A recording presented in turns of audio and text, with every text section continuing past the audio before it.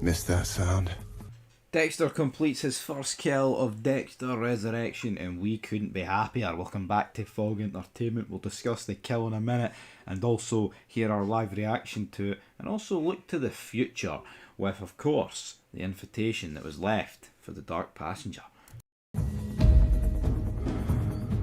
So Dexter is back. Let's hear our live reaction to the kill of Ronald Schmidt by good old Dexter Morgan. There's not enough room in New York for two dark passengers, and he finally injects Big Ronald. Manages to inject the guy, then tells him no one likes a backseat driver, because Ronald, I guess, went shop the entire time trying to tell him what to do and what directions and roads to take and all that stuff. That is true, though. Nobody likes a backseat driver. Do you not think with Harrison, though, as well, it's like this woman who's like, oh, you put my job in jeopardy. What's he supposed to do from, like, the innocent perspective that he didn't do the kill?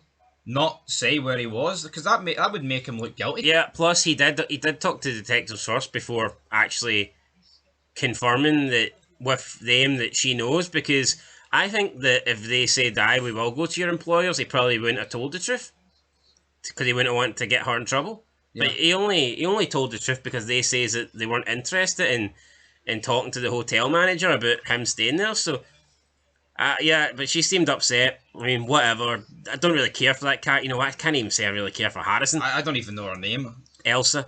Right, but she had a one-night stand and she's got a kid. That's as good as it gets for Elsa. Yeah, I wonder if she had the one-night stand for her, because the kid doesn't really look like her. Looks a bit darker. Where'd he go? Well, I must have went for some milk and he's not came back.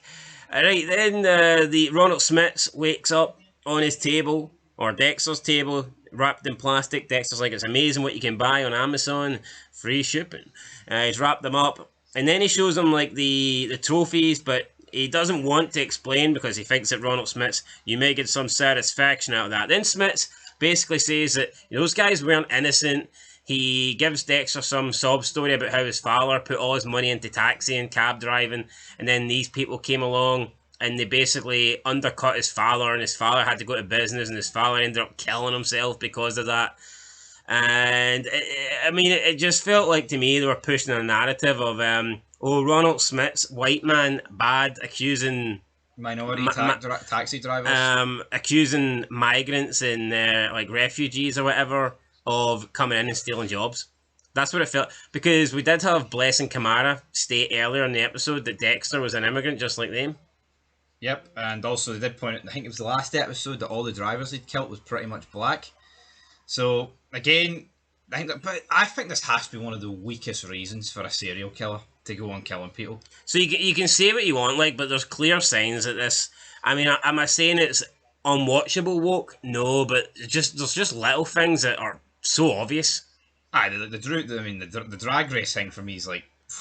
This guy doing his killing, the reasoning behind it is just so crap. Where some rival taxi company put his father out of business. Well, in GTA Vice City, like, a rival taxi company tries to kill you, I guess, for putting them out of business, so...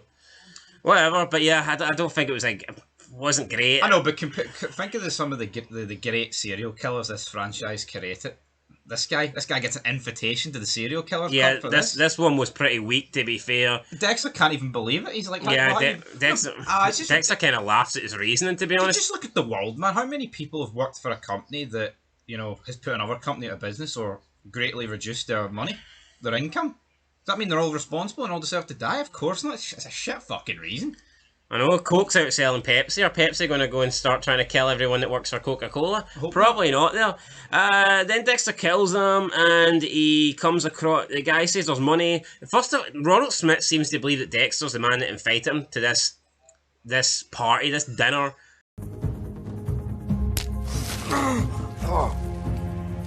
And I don't want your money. Why the fuck are you here? I'm here. Dexter, of course, hoovers the invitation off of this guy, as we've seen in future look-aheads into the next couple of episodes, and he's going to essentially go to this invitation as the Dark Passenger, and as I pointed out in the review, it makes a lot more sense for him to go as someone else's fake identity. He does manage to get his thumb back at the end of the episode, because he fired him into a furnace, so because you need like thumbprint. But I'll tell you what, folks, good kill, good episode. It feels better than me. As a guy who just literally finished Season 8, it does feel better than Season 8. can't really speak too much about New Blood, but it does feel good. I like the cameos of this show. Dexter going to this place with the invitation is going to be cool. Is Peter Dinklage's character Leon going to find out who Dexter's true identity is? Potentially, but you know, him being the Bay Harbor Butcher should be kept under wraps. I think it would be a bit shit if all these serial killers with Leon knew who Dexter was, and then you get Batista trying to get 100% tangible proof who Dexter is. That would suck. But anyway, looking forward to episode 4. Dexter kills the Dark Passenger. It was a rare laugh. But until next time, we'll leave you with the kill itself. I'm Dexter. And there's only room in this world for one dark passenger. No, please, no!